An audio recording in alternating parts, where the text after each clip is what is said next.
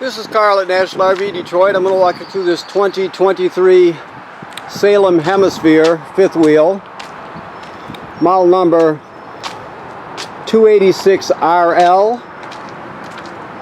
Okay, and this is going to be a how-to video. I'm just going to show you some of the features and how they work. Okay, so here we are at the door side rear area, and we move forward here. Of course, you have a power awning with LED strips. You have the fold-in type stairs that fold into the trailer. Okay. Outside speaker. This is TV out and power, so you could sit a TV out here if you chose to. If we look over here, this is the battery disconnect right here. So obviously you're going to have that on almost always. If you ever need to shut it off for any reason, or disconnect the batteries for any reason, you just shut it off right there. This is your solar controller for your solar panel. It tells you basically how many volts, DC volts, are in the system, and it'll tell you how many amps you're gaining from the sun and storing in the battery. Those are the two most common functions to look at. So you can read up about it, but basically people like to know what the voltage is in the system, the DC voltage, and how the amp gain from the sun. So you can find all that right there. Your battery compartment and storage, spare tire are all right here up front. We got propane as we come around the side. As you can see, two 30-pounders. So this will be your pass-through basement here, and then your water docking. So you have your leveling system right here, your controller for your leveling system. This is a 4-point system, so it has 2 landing gear and 2 rear jacks on it. The directions are right here, but the two most common features are going to be auto level and hitch height. So basically, after you unhook your tow vehicle and pull the tow vehicle away, you're just going to push auto level, and it's going to level the system. Now when you push auto level, it remembers the last position it was in before you auto leveled. That's considered hitch height. So if you go down, one arrow down, it'll say auto hitch height, press enter to begin. So you would, when you're getting ready to leave the campground, after you've spent your time there and you've auto leveled, it's remembered the last position it was in before you auto leveled, like I said. So you push enter and it'll return the trailer to that position. So you should be able to slide right underneath with your tow vehicle and hitch up. Those are the two most common commands. You can operate the jacks manually, the landing gear manually. You just have to keep scrolling through the little LED readout there, and till you find what you're looking for. But auto hitch and auto level are going to be the most common. Okay. That's your dump hose, obviously.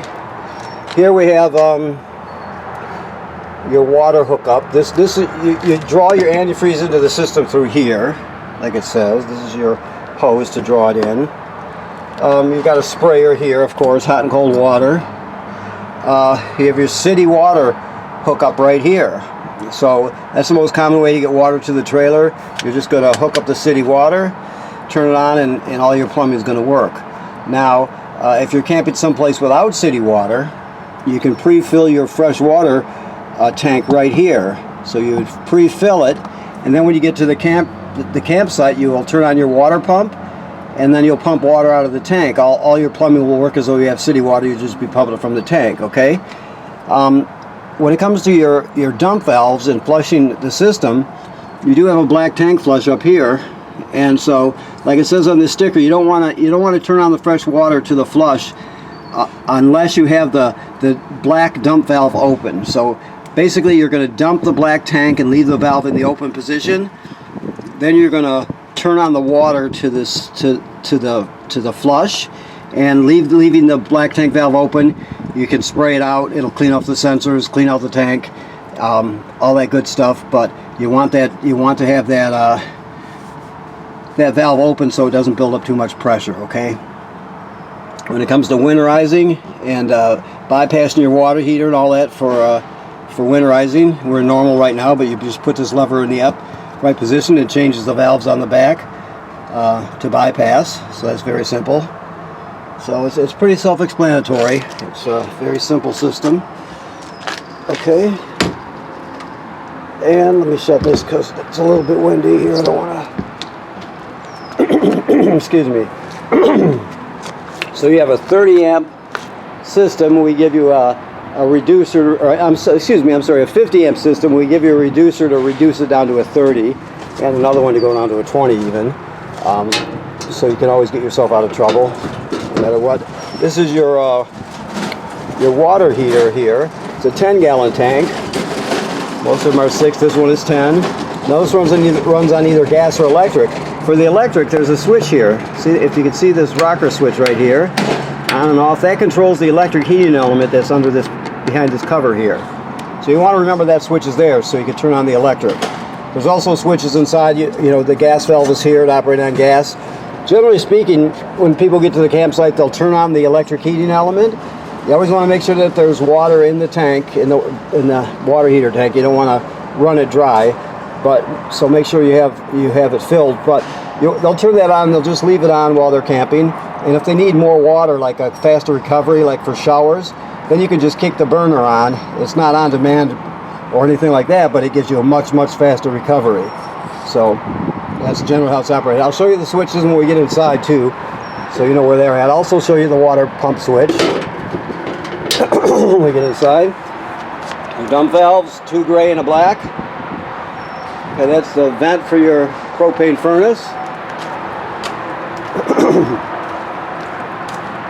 As we move around to the back, you have a ladder which makes it easy to inspect the roof. The manufacturer states every 90 days the roof should be inspected, so keep that in mind. You need someone to go up there and look around. You have a housing and pre-wire for a Furrion backup camera kit, so you can always add a backup camera kit if you want. It's a Furrion. Just make sure you get the kit that fits the housing. That's already on there. Okay, so let's go inside. So we first come in the door here. We're still cleaning it up for you, obviously. When we first come in the door here, you can see your control panel here. So you have your slide rooms. Your 2 slide rooms here, and then your power awning here. Never leave the awning out unattended. If you're not going to be at the campsite, roll it in.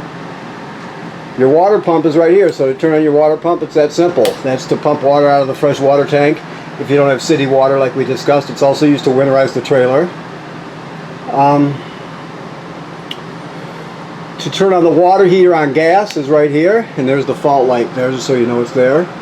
The switch for the electric, remember, is on the outside in the lower left-hand corner.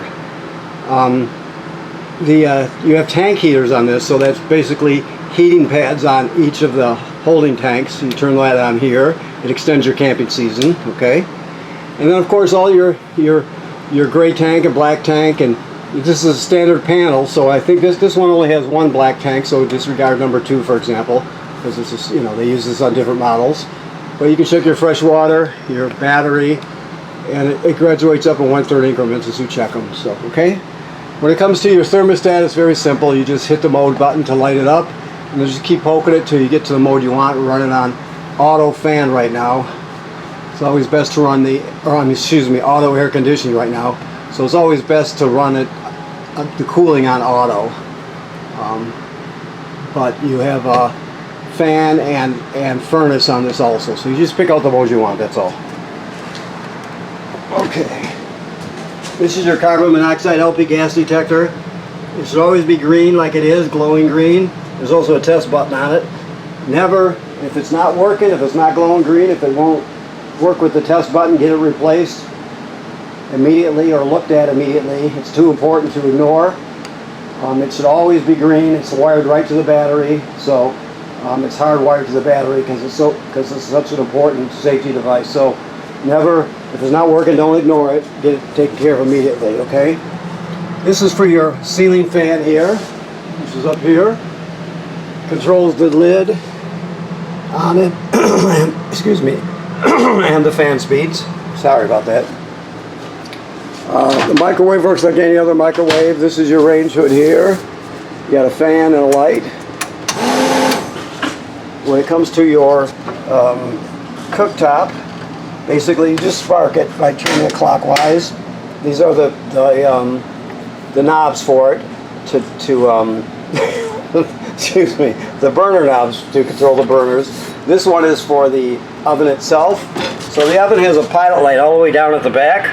I don't know if you can see it spark back there or what, but it has a pilot light back there. I'm not sure if I said that correctly to begin with. Let me say that again. The oven has a pilot light at the back. You can see it right there. In order to light it, you want to go to the picture of the flame here, and then you depress it. You keep it depressed. You light the pilot light, all the while keeping this depressed.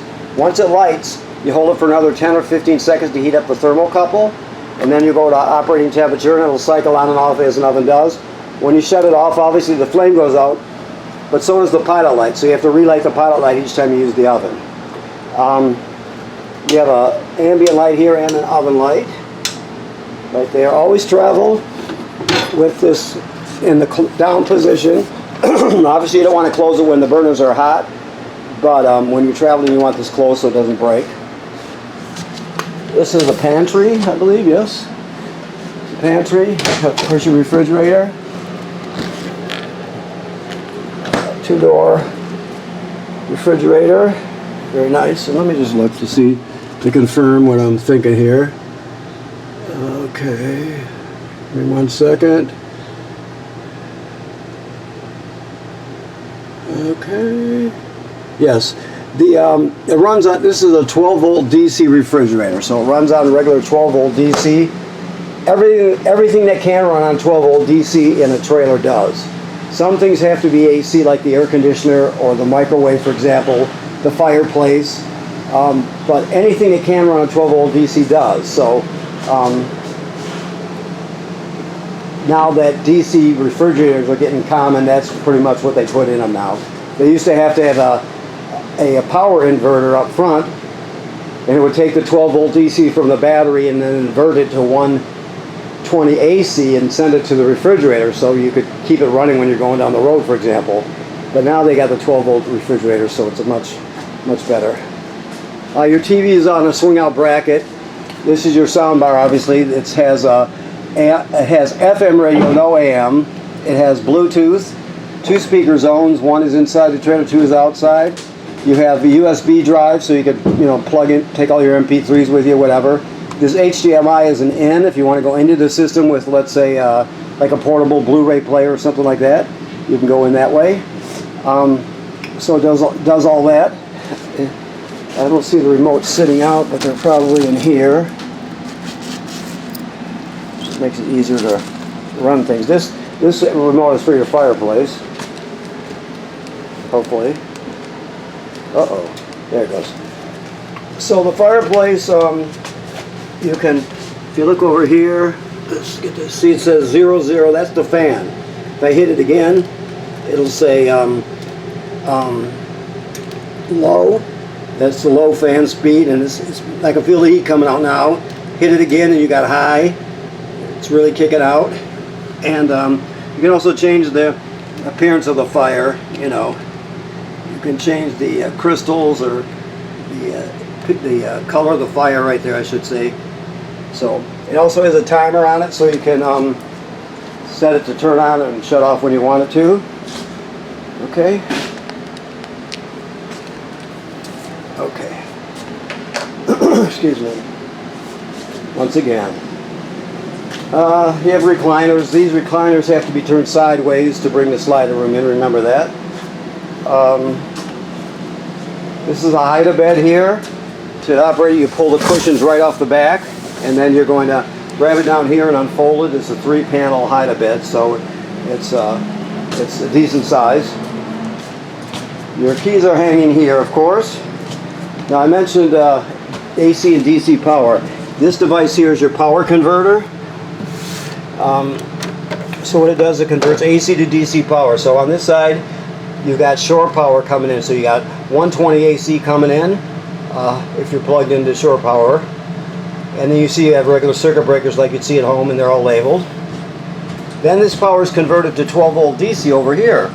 So you can see there's 12 volt DC fuses here, and they're all labeled here. So it converts the AC power from shore power and converts it into 12 volt DC, and then sends it around the trailer.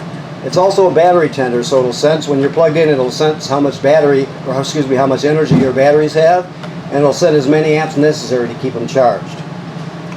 So when you're plugged into shore power, your power converter charges your batteries, or battery, whatever you have on it.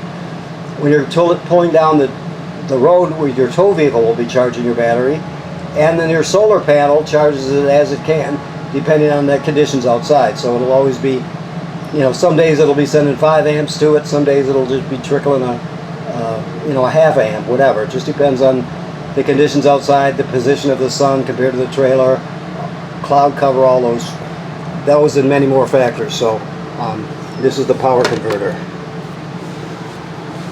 Okay, so let's move this way.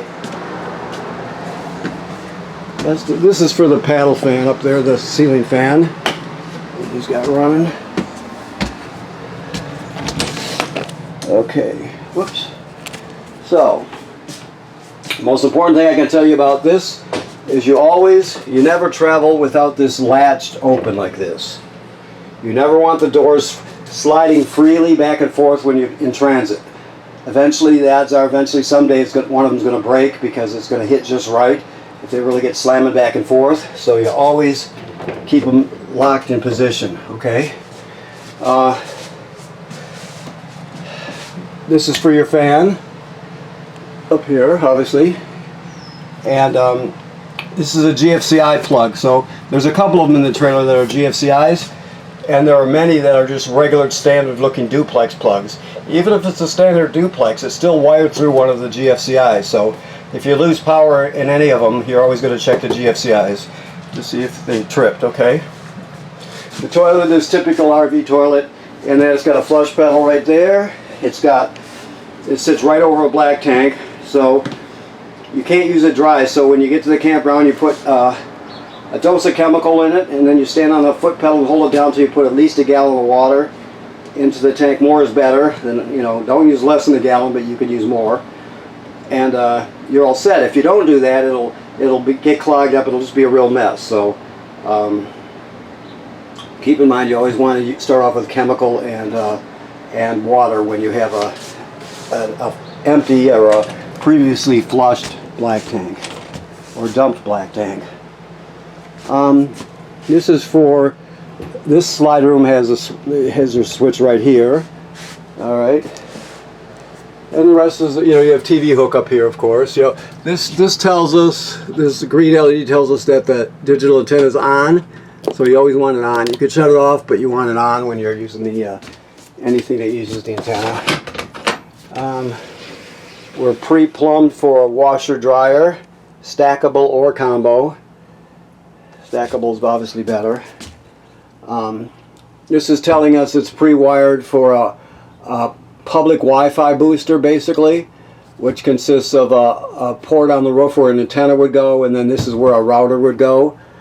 And it's just pre-wired for that. So if you're interested, just go to kingconnect.com and look at their pre-wired kits, and you can improve your public Wi-Fi. Basically, you get a signal booster and a router and all that. So okay.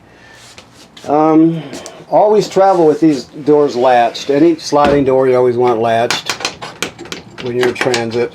You don't want them just flailing around. Okay. Alrighty. So I think that about does it. I'm looking as I go here. Alright, so I want to thank you for purchasing your trailer here at National RV Detroit. Please remember what I said about inspecting the roof every 90 days. Somebody should take a look at it. Make sure there's no damage to the roofing material or roofing attachments that are caused by, you know, low branches or road debris flying up there. Make sure all the sealant's good and tight where no water can get through, that sort of thing, okay? That's not this trailer. It's every trailer ever made needs to be inspected regularly.